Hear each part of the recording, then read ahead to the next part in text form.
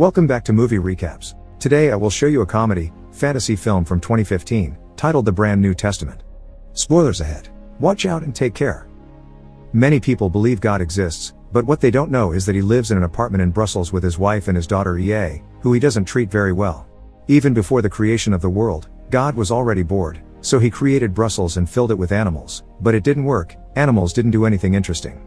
So then he created the first man in his image, who wandered around the city until he met the first woman and got busy with her to get civilization started.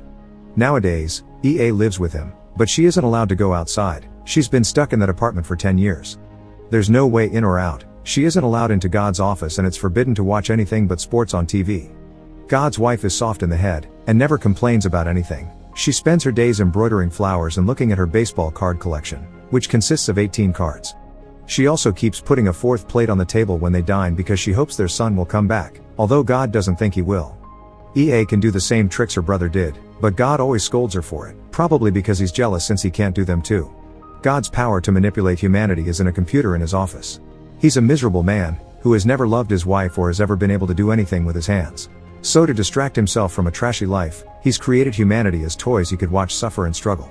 By causing lots of catastrophes, he offers a lot of misery and a little happiness to give people false hope. For years now, he's been writing laws of universal pain in the rear, like bread always falling with the jam side down and the line you are not on will always move faster. One afternoon, God accidentally leaves the office door open, so EA sneaks inside and takes a look at the computer, getting extremely shocked at all the cruelty her father has caused. Later at dinner, she calls him out for it, which makes him furious and gets him to whip her with his belt. After years of both emotional and physical abuse, that's the day EA finally decides to do something good for humanity, but not without making God suffer first. So the next day, after getting her bag ready, she turns to the figurine in her room that represents her brother JC. Calling his name is enough for him to wake up, so she asks him for advice on how to proceed. JC tells her to get some apostles, but he tried 12, like a hockey team, and it got messy. So instead she should get 6, so between her and his apostles they get 18, their mother's favorite number because it's a baseball team. Choosing apostles is just a matter of her getting a feeling, so she can choose 6 people from God's files and then simply impress them with a little miracle. She should also get a brand new testament written, but since EA doesn't want people talking about her, JC tells her to make it about the apostles themselves. He also reminds her God is nothing without his computer. Finally, to escape, she can use the washing machine JC has hacked. Then EA gets her plan rolling. She takes advantage of God falling asleep on the couch after drinking too much to steal his key and get into his office. There, she takes 6 random humanity cards from his file cabinet before using the computer to send a text message to every person on the planet telling them the date of their death. Afterward, she locks the computer, says goodbye to JC, and goes to the washing machine, climbing inside to find a very long tunnel that will take her outside. As she crawls through the tunnel, the world reacts to the dates in different ways. The news is already discussing if it's real or not, but they can't deny there have been way too many coincidences of people dying on time already. A woman that only has 2 minutes to leave begins taking care of every possible hazard in her apartment, but ends up with a cupboard falling on top of her. A janitorial technician becomes famous for being the longest-lived man, having 102 years left to live. A young man starts doing dangerous things on purpose, like jumping off a window, because he knows it won't kill him. A nurse gets upset because she'll live less than the elderly man she's been taking care of all this time. Many people don't even show up at work anymore, and wars have been abandoned. A mother that has way less time than her slow son doesn't want him to be alone and tries to kill him with a pillow, but he doesn't die because it isn't his time yet. People in social networks are recording themselves doing the thing they've always wanted to do and never dared to before. Back at the apartment, God wakes up and finds out what happened because even the sports channel is replacing the usual programming with special news flashes about the current situation. Getting furious when he realizes he's missing his key and EA has locked his office, he grabs an axe and destroys the door, only to find out he can't use the computer anymore.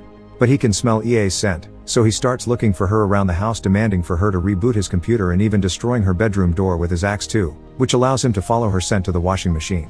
Speaking of the tunnel, EA finally reaches its end, which is inside another washing machine at a laundromat. Once she leaves the building, she is amazed by all the things she sees and hears because it's her first time outside. It starts raining and she loves the feeling of it. She also enjoys the taste of a burger she finds in the trash, although it makes her throw up. A hobo named Victor finds her puking and tells her it was the fish burger that caused it because they make them out of whales. EA asks him if he can write, and when he says yes, she assigns him as her scribe and asks him to take him to the addresses on the apostles' files, but he refuses to get involved. This doesn't stop EA from following him around trying to convince him, and when she eventually falls asleep, he ends up carrying her, which makes EA wish he had been her dad. EA explains to Victor some stuff like the fact Earth is paradise, which he doesn't believe because that's supposed to come after death. But EA tells him that's not the case, there's nothing after death. Meanwhile, God decides he'll have to leave the apartment to find EA. When his wife tells him it may be dangerous for him since he never was out there, he gets furious and starts yelling at her, expressing his frustration over having lost his control of humanity. They used to behave because their future was uncertain, but now they have no fear and can choose to do whatever they want with their lives. If she gathers followers like JC, she could end up telling everyone how not to be miserable, and he can't allow that. The wife stays silent in her fear, so after yelling at her for being stupid, God enters the tunnel in the washing machine. Victor takes EA to see her first apostle, Aurelie, who after learning she has 11 years left to live, changed nothing about her life and continued as usual. Aurelie lives alone, which is strange for a woman so beautiful. Most men want her, and most women are jealous of her. But she lives in a constant sad state because when she was a little girl, her arm was ripped off by a subway car, so now she wears a prosthetic. EA asks her to talk about herself so Victor can write it down for the brand New Testament, so Aurelie tells her an anecdote of the time when she was approached by a hobo. She had thought he would rob her or ask for money, but instead, he simply said life is like a skating rink, a lot of people fall. Aurelie cries as she tells them how that little bit of philosophy got stuck in her head and she remembers it every time she looks at herself in the mirror.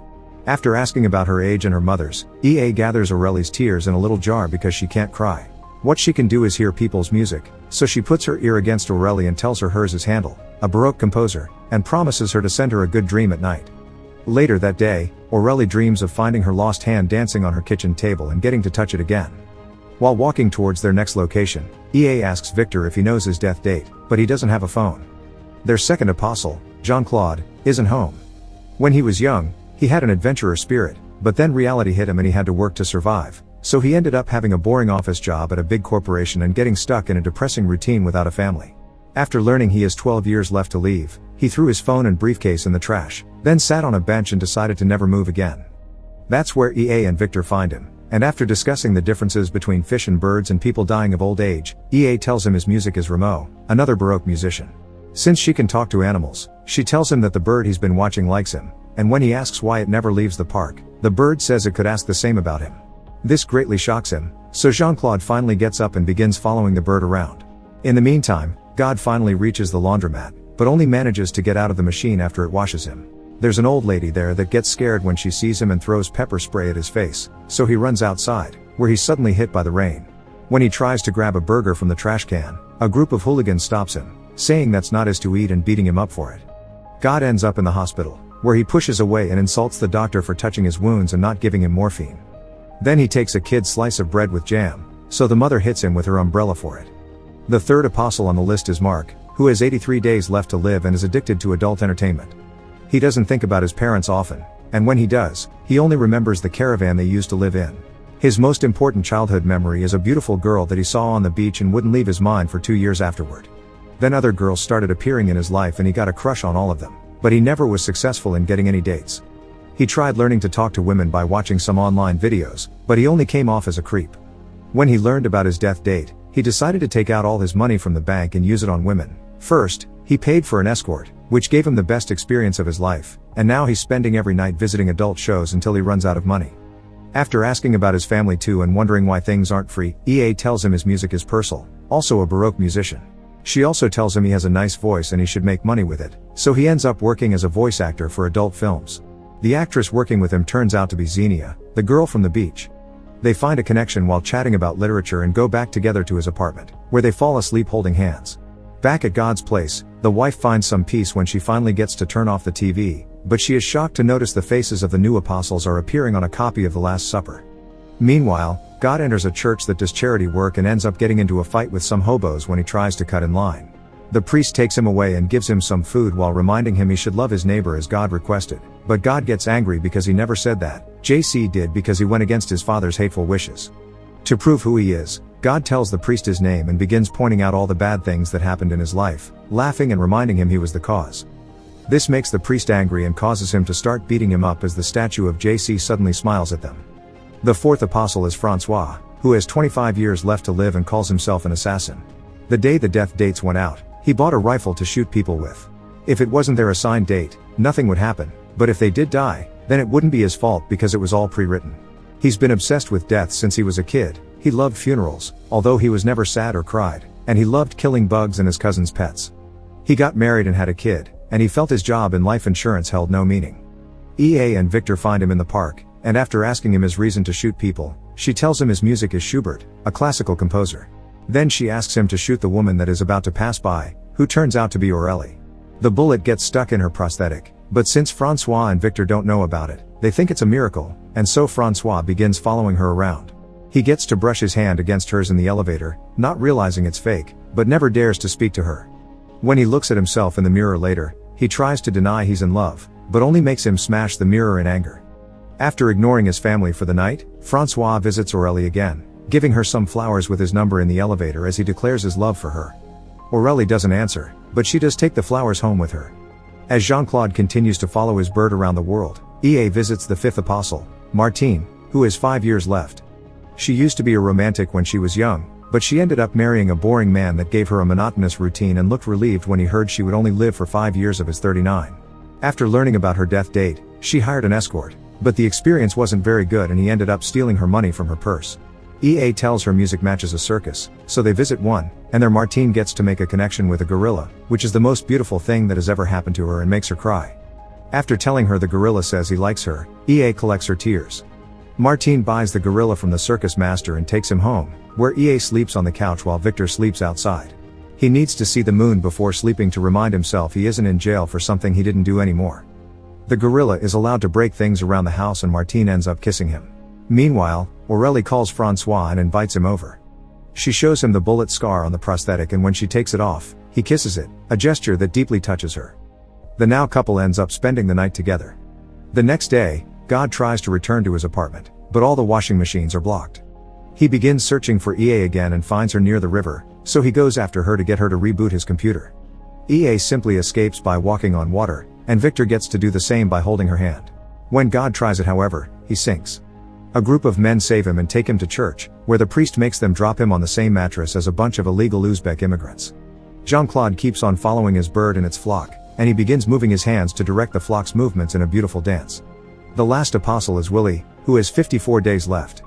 He had always been sickly and even got surgery once, so when he learned about his date, he decided to become a girl.